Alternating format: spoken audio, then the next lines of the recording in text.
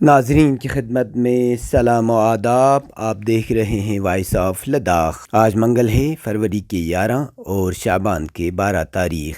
آج کی تازہ ترین خبروں کو لے کر میں سعید ہاشمی رضوی حاضر. ناظرین سے گزارش ہے کہ تازہ ترین خبروں اور حالات و واقعات سے باخبر رہنے کے لیے ہمارے چینل کو سبسکرائب کریں اور خبریں آخر تک ضرور دیکھیں.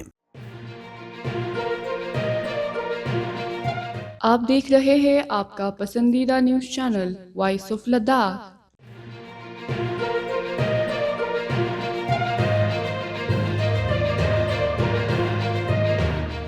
لداخ یونیورسٹی نے کرگل کیمپس میں مساوی انتظامی توجہ کو یقینی بنانے کے لیے ایک اہم فیصلہ نافذ کیا ہے. اس فیصلے کے تحت وائس چانسلر، رجسٹرار، کنٹرولر امتحانات اور فائنانس آفیسر ہر ماہ کے دوسرے ہفتے میں پیر سے ہفتے تک باقاعدگی سے کرگل کیمپس میں موجود رہیں گے اور یہیں سے اپنے انتظامی امور انجام دیں گے. یہ فیصلہ متعلقہ اتھارٹی کی منظوری کے بعد نافذ کیا گیا ہے، جس سے یونیورسٹی کے دونوں کیمپس میں انتظامی اور تعلیمی امور میں بہتری آئے گی. ساتھ ہی اس اقدام سے مساوات اور شمولیت سے متعلق دیرینہ خدشات کا بھی ازالہ ہوگا. واضح رہے کہ وائس چانسلر پروفیسر کشواہا نے عہدہ سنبھالنے کے بعد لداخ یونیورسٹی کرگل کیمپس کا پہلا دورہ کیا تھا. طلباء اور عملے کے ساتھ گفتگو کے دوران طلباء یونین کے صدر نثار حسین نے لیہ اور کرگل دونوں کیمپس میں مساوی انتظامی موجودگی پر زور دیا تھا. انہوں نے موقف اختیار کیا کہ تمام انتظامی امور کو لیہ تک محدود رکھنے سے انصاف اور شمولیت کے اصول متاثر ہوتے ہیں. نثار حسین نے مطالبہ کیا تھا کہ کرگل کے طلباء اور اساتذہ کو بھی مساوی مواقع اور بہتر سہولیات فراہم کی جائے تاکہ دونوں کیمپس میں یکساں ترقی ممکن ہو. اس پر پروفیسر کشواہا نے طلباء کو یقین دلایا تھا کہ ان کے خدشات کو ترجیحی بنیادوں پر حل کیا جائے گا اور 100 دن کے اندر اہم مسئلے کا ازالہ کیا جائے گا. طلبہ یونین کرگل کیمپس نے اس فیصلے کا خیر مقدم کرتے ہوئے اسے انصاف کی سمت ایک مثبت قدم قرار دیا ہے.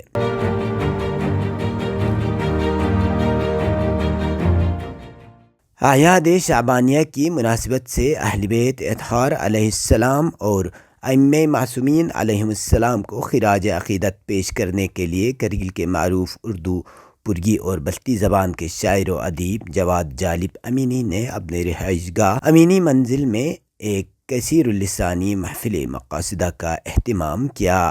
اس بابرکت محفل میں ضلع بھر کے نامور شعراء نے حمد، نعت، منقبت اور استغاثے پیش کیے جنہیں سامعین نے بے حد سراہا. اس محفل میں نہ صرف کرگل بلکہ ضلع لیہ سے بھی معروف شاعر محترم روح اللہ روحانی نے شرکت کر کے اپنے کلام سے داد و تحسین حاصل کی. اس ادبی و روحانی نشست میں شرکت کرنے والے نمایاں شعراء میں پدم شری الحاج آخوند اصغر علی بشارت، سید ہادی آغا، حاجی فدا وزیر، اشرف علی ساگر، محمد علی خمار، سبط حسن کلیم، روح اللہ روحانی، اسسٹنٹ پروفیسر محمد جواد جالب، محمد علی خان سبیل، تقی خان نایاب، کاچو احمدی نژاد، محمد ابراہیم المجاب شامل تھے.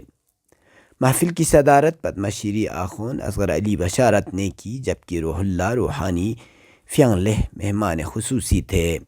پرک کے معروف سینئر شاعر آغا سید ہادی شاہ آغا مہمان اعزازی اور شیخ محمد امینی مہمان ذی وقار کے طور پر شریک ہوئے. شتمل یوربلتق کے نوجوانوں اور بزرگوں نے بھی بطور سامعین بھرپور شرکت کر کے شعراء کی حوصلہ افزائی کی. تقریب کے میزبان اور اسسٹنٹ پروفیسر جواد جالب امینی نے مہمانوں کا استقبال کیا اور بعد ازاں اظہار تشکر بھی کیا. محفل کی نظامت نہایت شاندار انداز میں کرگل کے معروف بلتی اور اردو شاعر و ادیب سبط حسن کلیم نے کی. یہ روحانی ادبی نشست دعائے خیر اور امام زمانہ عجل اللہ تعالی فرج و شریف کی سلامتی کی دعا کے ساتھ اختتام پذیر ہوئی.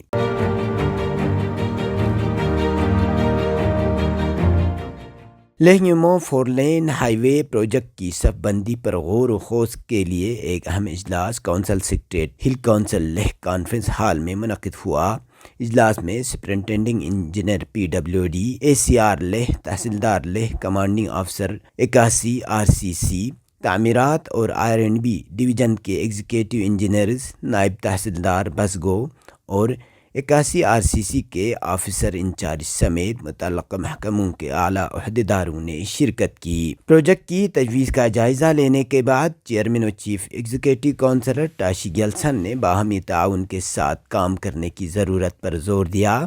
انہوں نے ایک مشترکہ سروے کی تجویز پیش کی جس میں متعلقہ کونسلرز، نمبردار، تمام متعلقہ محکمے اور دیگر سٹیک ہولڈرز شامل ہوں گے۔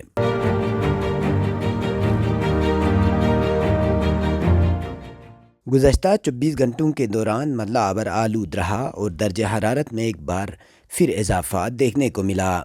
اس دوران کرگل شہر میں درجہ حرارت کم سے کم -5 ڈگری سینٹی گریڈ درج کیا گیا۔ لیہ میں درجہ حرارت -6.8 سینٹی گریڈ، زنسکار میں -10.5 جبکہ دراس میں -12.5 ڈگری سینٹی گریڈ درج کیا گیا۔ اب پیش ہے قومی اور بین الاقوامی خبریں۔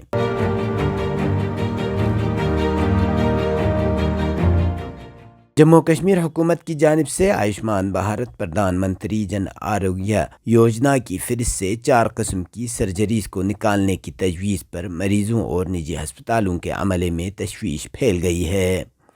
ان کا کہنا ہے کہ کشمیر میں زیادہ تر مریض جن 4 اقسام کی جراحیوں کے لیے گولڈن کارڈ کا استعمال کر رہے تھے، انہی کو فہرست سے حذف کیا جا رہا ہے، جس کے نتیجے میں ان اسکیم کی افادیت ختم ہو سکتی ہے۔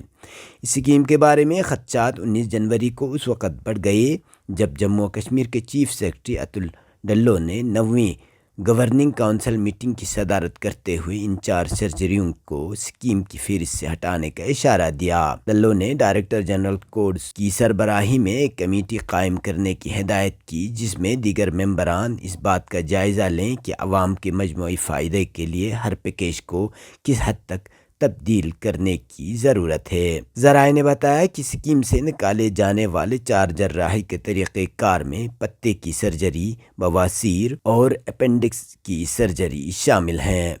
عمل جراحی کی اقسام صرف سرکاری ہسپتالوں میں دستیاب رکھی جائے گی، جیسا کہ ماضی میں بھی ہوتا چلا آ رہا تھا۔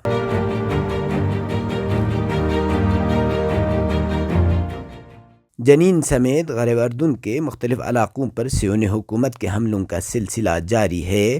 فلسطینی ذرائع نے شہر جنین میں لوگوں کے گھروں پر صہیونی حکومت کے ڈرون حملوں کی خبر دی ہے۔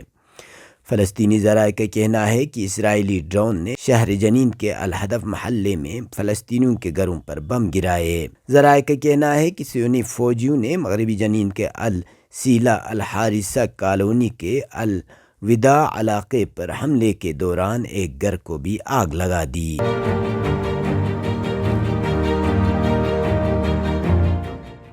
غزہ سے فلسطینیوں کو جبری بے دخلی کے بارے میں امریکی صدر کے منصوبے کے مقابلے کی راہوں کا جائزہ لینے کے لیے ہنگامی عرب سربراہی اجلاس 27 فروری کو قاہرہ میں ہوگا۔ اس رپورٹ کے مطابق اجلاس میں امریکی صدر ٹرمپ کے دباؤ کے مقابلے میں مصر اور اردن کی حمایت میں عرب ممالک کا متحدہ موقف طے کیا جائے گا۔ سفارتی ذرائع نے بتایا کہ اجلاس میں غزہ کے مستقبل اور فلسطین سے متعلق دیگر موضوعات کا بھی جائزہ لیا جائے گا۔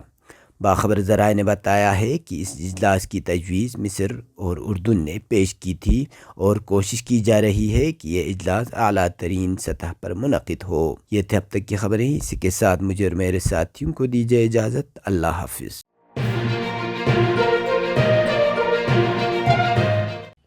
مقامی، قومی اور بین الاقوامی خبروں سے باخبر رہنے کے لیے چینل کو لائک، شیئر اور سبسکرائب کریں، ساتھ ہی بیل آئیکن دبانا نہ بھولیں۔